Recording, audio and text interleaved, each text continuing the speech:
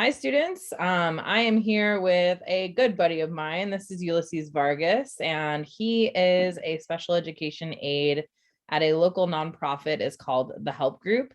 But he's had quite extensive experience working with kids and families and different things prior to the Help Group as well. He's probably going to tell you a little bit about that as well. But I know I told you guys this too. He's a really awesome artist and he weaves art into his programming with his kids. So welcome, Ulysses. How you doing today? I'm doing good. How are you? I'm doing all right. Here we are on Zoom, man, 2 years Here later, we are back. right? Exactly. So can you tell my students a little bit about yourself and kind of your experience level and what you've been up to lately? For sure. So I have been working in education since I was like 16 years old. I started as a tutor for English and math, mostly for second and third graders.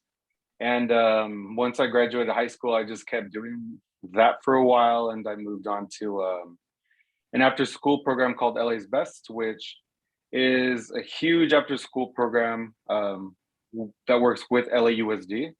And I worked with them for, I'd say, like 8 or 9 years, all the time working on enrichment activities, helping students with homework, a lot of art stuff, painting, drawing, athletics. After I worked with LA's Best, I went on to work with a program called After School All Stars, and I was actually in charge of a few schools, kind of just making sure that the day to day ran, um, coming up with curriculum and enforcement activities for the after school program, finding a way to boost numbers if attendance was low, and kind of incentivizing students to do their best when it came to homework and things like that.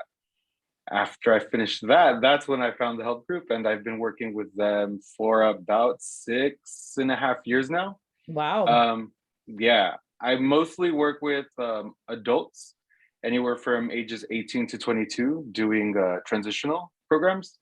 So we work mostly on job skills, employability, and there's a big component of social skills, adult living, and independence. And what did you do for me when you and I used to work together? That's right. So when I worked with Nicole, I actually taught art classes for a wide variety of students, special needs students on the spectrum and with different eligibilities. And that was fun because it was mixed groups, and I had to kind of find a way to make my lessons available to all students. And that means students with CP, students that needed to do most of the project hand over hand. There were students that were mostly independent. So I kind of had to incorporate all of them into just that one lesson. And I mean, it was challenging at times, but it was honestly lots of fun, and it was a really good experience. Yeah. Yeah, and then we did that random thing during middle of lockdown road. Uh, That's right. so tell my students about that experience, which was pretty awesome, actually. Yeah. So during lockdown, I think it was like middle of lockdown. Nicole and I were working together, and I was teaching little drawing classes after, I'd say after school, but we were all on Zoom. And so I think, I'm not sure how the Broad became aware of that, but they did. And I'm sure Nicole had a really big part in that. Um, and they wanted us to kind of replicate that. They wanted me to teach an art lesson for community kids. It was pretty much first come, first serve for enrollment. And we had to provide an art lesson based off of one of their works that was currently on display in the museum. That was really cool.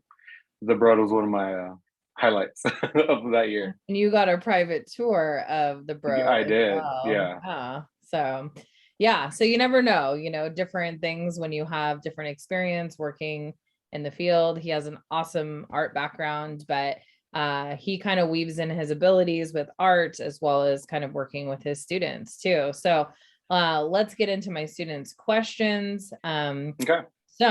What made you want to get into the special education field? It actually just happened by accident. I am really Comfortable in a classroom. I'm comfortable in a classroom studying and working with young people face to face. And when I was working with one of the after school programs, I was more of a supervisor, and I didn't get to spend a lot of face time with students unless for some reason there was an incident report I had to do. And I really missed that. So my sister-in-law actually told me about the help group, and I applied, and it was definitely a completely different experience than from what I was used to. I was used to working with neurotypical elementary to middle school age students. And actually, once I started my first day, it was a lot. It was pretty much I hit the ground running. Like I started learning about behaviors, precursors to behaviors. I had to modify the way that I prompted students, but yeah, it kind of just happened, and I'm really happy that it did. Yeah. That what keeps you there? Um, I'd say what keeps me there is my students, definitely. It's a really good feeling when I can help a student access their curriculums. I can help them interact with other people. Even something just as like I'd say minor as like getting the student to say good morning to me each morning. Um, it feels good and it's really rewarding. I know a lot of people say that, but it really is. It's very rewarding, and that's what keeps me there. It's like the commitment to my students. Absolutely. So good kind of segue to another question. What's something you really love about your job? Um, I like the flexibility. Because I work with adults, all types of things arise, different situations. But I really like the fact that we're able to kind of cater our curriculum and our lessons to meet the needs of that, like a specific student.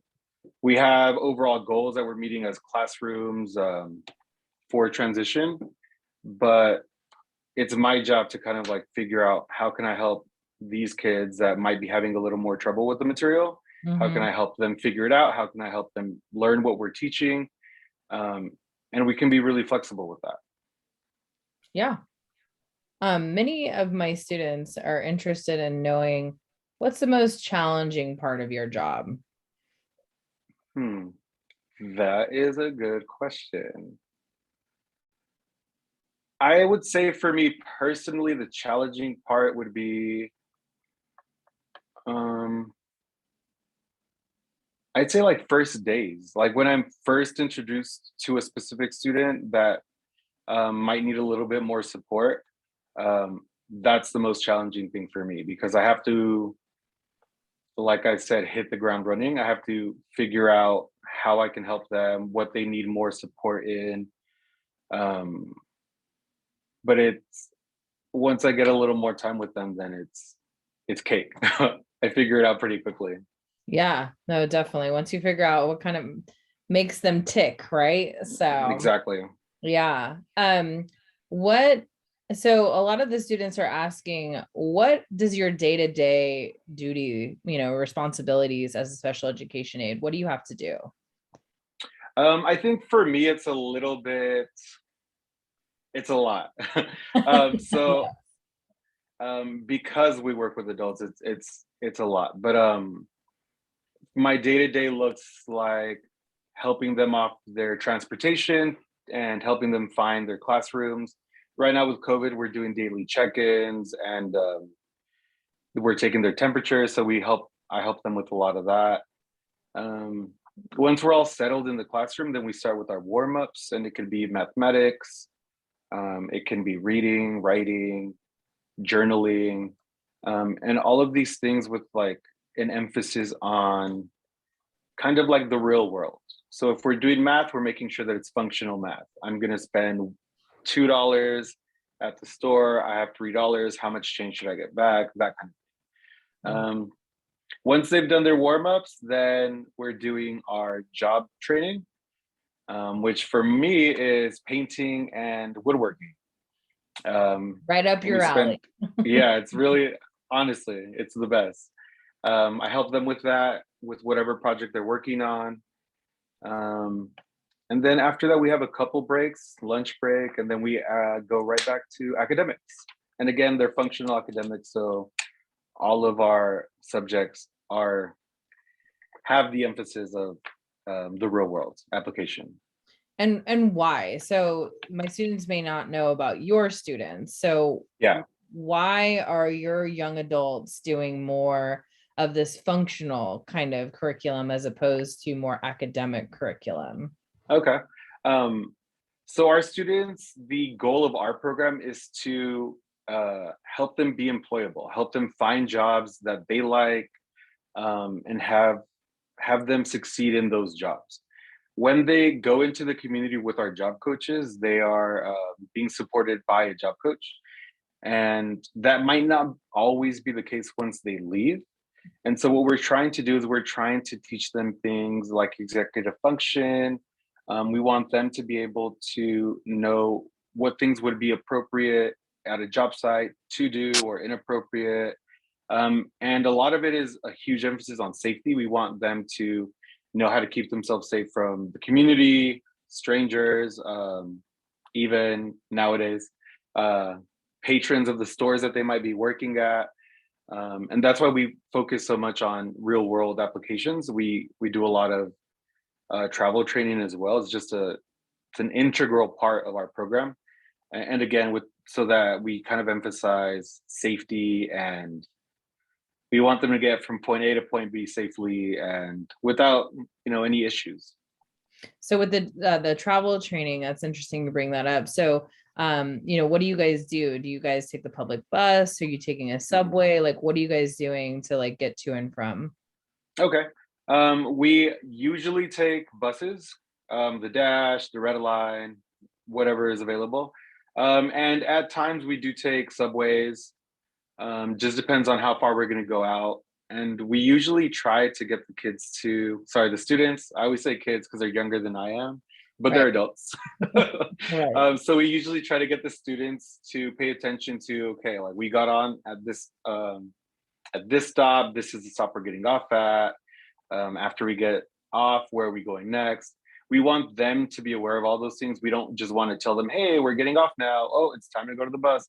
We're always trying to get them to be as independent as possible. And sometimes it does take kind of priming, reminding, and prompting. But yeah, we're pretty much mostly on buses. Okay. Um, Many of my questions for my students are asking about what does it take? Like, what are the typical requirements to be a special education aide? Okay. Are we talking academic requirements or? All the above. Um, So your okay. experience level, your schooling, different things like that. Okay. As far as schooling is involved, I know that it's changing now. When I got into it, they required a high school diploma or equivalent. Um, but I think lately the trend is kind of going towards 4-year degrees. Um, and once you got that, I'd say experience in a classroom. Experience in a classroom is super important. Knowing how to manage a classroom, um, knowing how to speak to the students in a way that's appropriate for their age level. Um, and I'd say empathy and patience are super important. You're going to encounter students that might be having behaviors, they might be having crisis, and you need to know how to address that in a safe way for both you and the other students. But you also need to make sure that you're taking care of the needs of that student in crisis. And it's not always like that. That's a really rare occurrence for us. But yeah, I would say definitely patience and empathy. Mhm. Absolutely. Yeah. I think, like Ulysses said, usually if you have a high school diploma, you can do that.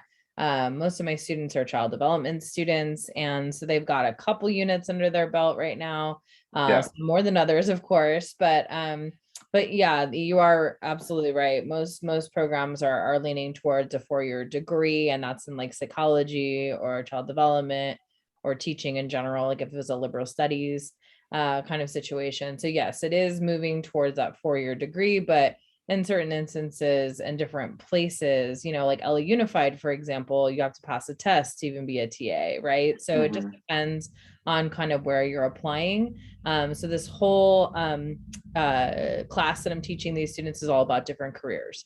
So we Okay. examine, things like a special education aid and the pros and cons of those jobs, as well as like, how do you get there, right? How do you actually do this? So I guess a lot of students have really asked too, what's your best advice for someone that's maybe trying to get into this field or potentially, going to be a special education aid in the future?